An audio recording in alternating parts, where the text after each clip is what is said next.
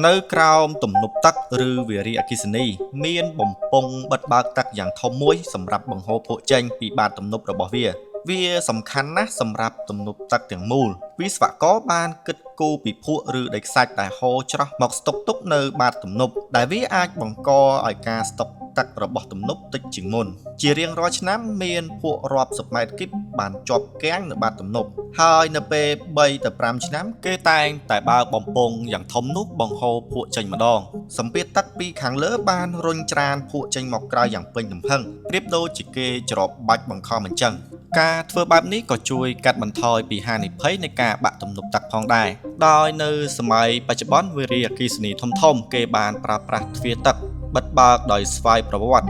ដោយមិនចាំបាច់ប្រើមនុស្សទៅបើកផ្ទាល់ដោយការមុនទៀតឡើយ